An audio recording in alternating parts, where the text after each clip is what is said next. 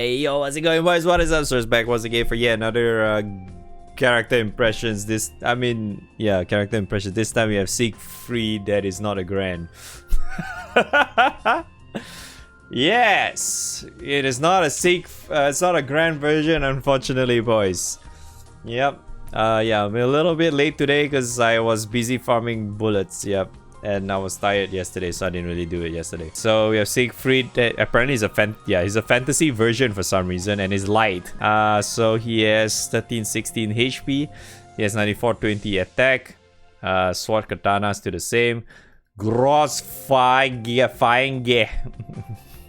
Massive light damage to a foe and cooldown for Darchbogen. I don't even know how to pronounce that correctly at all. When Lone Dragon's Toil is level 7, activate Axkushkaschen. I don't think that's how you pronounce it. Alright, so you activate the first skill when you are level 7. Light damage to all foes hit to attack and defense stackable, restores caster's HP. When Lone Dragon Toils at 7, auto activates upon normal attacks. Wow. And then second skill. Oh, so you reset second skill on Ogi. Light damage to a foe, remove one buff. Bonus light damage effect to caster. When foe's buff is removed, attack without using up turn. Wow. On paper, it sounds like a relatively decent full auto guy. Huh? So as long as you dispel, you get that. But you get this every time you... What's that? Every time you Ogi. So you get echo, huh? And then the third skill is Einsame Ritter, dude. Draconic Awakening effect to caster. When in effect, sharp boost to hostility, armor effect, cap dark damage taken at 5k per hit, full force counter. Wow. Passive is Unwavering Loyalty, undying effect at battle start. Raise Lone Dragon Toils level by 1 upon normal attacks. Oh, that's it? Just normal attack? That means we need to go 7 turns. Oh wait, no, I don't think so, right? So I guess if you go like anything that provides like multi-strike stuff, like double, triple strike, should also give him more in a turn. I guess. I'm not sure if the normal attack counts as like, if you triple attack, is that 3 stacks? Is that how it works? I don't know. I probably have to read I'm not sure the wiki and mention it or not. Dragon's Pulse. Counter upon taking damage. 1 hit. So he has always 1 counter hit. At the end of turn, restores HP. Remove 1 debuff. Boost to specs when Dragon Awakening is in effect. Oh. Black Dragon Slayer Sword, man. Wow, so useless. Alright, let me see the numbers. Okay, so... Okay, that's nothing. This one is 400% single hit. And then this one is 5%. 5%'s capped out at 40%. And then he restores 20% of caster's HP, which caps at 1500. And then auto activates, okay, normal attack. And then this one, second nuke is 7... Wait, no. Did I even mention this? 635,000, yeah. 635,000 base cap. This is 730,000 base cap. Alright, and then Echo is 30%. Sure. And then Draconic Awakening is 50% plus 50 hostility. It's not 50%. 50 hostility. In a 4-man party, he'll get hit. Probability of Sig getting targeted is 67%. Alright. 100% chance to get 20% damage reduction. Armored. Caps damage and then full force counter and shit. Dragon Pulse effect is boosted. And then Unwavering Loyalty. Alright, so he gets... Based on level boost to attack, multi-attack rate, amplify, and CA specs, right? So 7 stacks. So 1 stack. Oh wait, what's the attack? Perpetuity mod. Alright, cool. And then his amplify is seraphic. So 1 stack he gets 5% attack up, and then second stack onwards is 5% per stack. Okay. So his attack up is 5% per stack. So he gains up to 35%. The double and triple attack has no numbers, but at max stacks he has guaranteed double attack and then 70% triple. And then the amplify is 3% per stack, I think. Yes.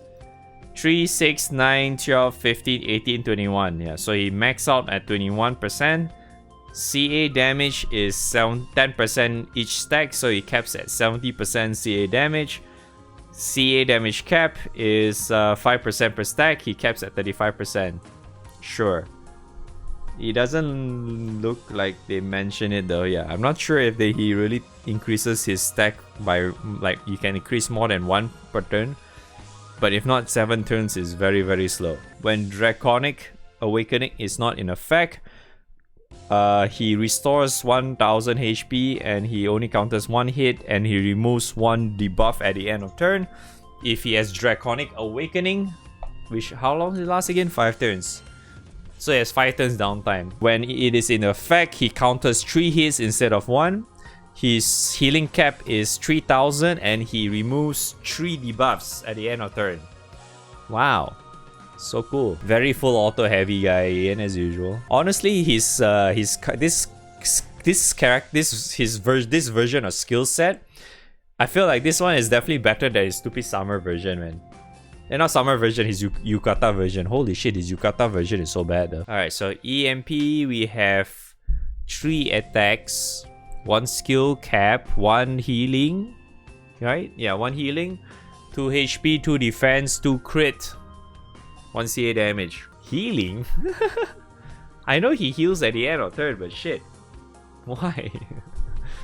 Healing? Man, he heals himself a lot, that's for sure. Yeah, he heals himself a lot because he has end of turn he heals 3000, and then his first skill, whenever you do it, he heals for 1500, which you can also auto activate with his normals, so you can cast it and then get another. If you do it in the same turn, you can technically get 6000 heals per turn in that turn. 6000 because you auto activate again, right, on normal attacks. But if he does his thing without taking up a turn, he can do it again, so you have another 1500, right? So he can get up to 7500 basically per turn. And then that's without any healing cap. So I guess in a way, since he can heal so much, you probably want that, I suppose. You probably want that. Skill cap, obviously you want that because he nukes a lot. His HP isn't really that high, so probably you want to max out 1 as well, because you don't really have a lot of stuff anyway. You can probably just get these two too if you want. You probably can skip if you don't really care too much, because, you know, I mean, technically you can just get 1 either way, because, you know, I feel like a lot of times light, especially in full auto, you tend to run crit anyway. So he's definitely going to get crit regardless. It's just how consistent is his damage, I guess. But his stacks and all that gives so much damage anyway, so I guess it's fine. I feel like you can technically ignore the crit if you want to put in more, like, say, defense, or like I don't even know why they give him an extra attack here. Doesn't feel like he needs that attack because his attack is relatively high and 9420. Even like the balance, you just put balance and then you put the normal ring stuff, his stat for his attack should be pretty good already. So I do not know if there's a need for that, so you probably just ignore that. Maybe you can also put defense a little bit, but at the same time, since he caps at 5k per hit anyway, but that only applies to his only applies to his third skill, right? This one. If you do not have this technically doesn't happen. So I guess 1 point of each on this is also okay. If that's what you're thinking. You can technically just put 1 point, 1 point, 1 point here as well, because you have 3 points left if you do max out all these as well. Technically you can do that. There's no point for you to go for double attack for anyway, because, you know, his stacks give him guaranteed double and 70% triple attack, and I don't think you can dispel that. I don't see the thing at all in the wiki, because I'm pretty sure there's like an icon for his stack or whatever, but yeah, I don't see it. This guy is very, very full auto, man. I mean, I guess you could somewhat use him in like a burst, but Light doesn't need this kind of guy, man. Light is already so stacked, and seeing this kind of character, it feels really pointless. So pointless to have this guy, because you know, even Light has like good full auto characters. But I guess if you don't have them, yeah, I guess if you have him, sure, I guess that works. Other than that, I feel like there's not really much to really add to be honest. I mean, he can do some damage with this, and then getting echo here and there, sure, I guess. But I feel like that's really to the extent. He's an attacker, but not really super insane. I feel like you can probably get quite a bit of damage once you get this proc though, but I do not know if if this is really once per turn, then it's really slow. I do hope that you can get this, you can get multiple of this in a turn very easily. I hope so. Yeah, I really hope so. If not, he's just really fucking weak. Because I feel like that's one of the main reasons why you want to consider him too. Because this thing is actually quite okay, you know. I feel like this one is quite neat. Like basically having an extra nuke after you auto is always nice. I kind of wish this was multi-hit too, but at the same time, it's like you can't really ask too much, right? Because soft-tickable character and is in a very stacked element. You don't. It's kind of hard to, you know, fight against them. So oh well. Yeah. Other than that, yeah, you Ogi, you reset this, sure, right?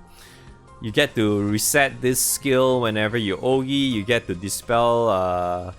Yeah, you get to dispel every time you Ogi, essentially, and then you can also get 30% echo every time. So why the hell not? I suppose, because this is 7 turns, right? Yeah, this is 5 turns. This is 7 turns. So it's pretty nice, I suppose. Yeah.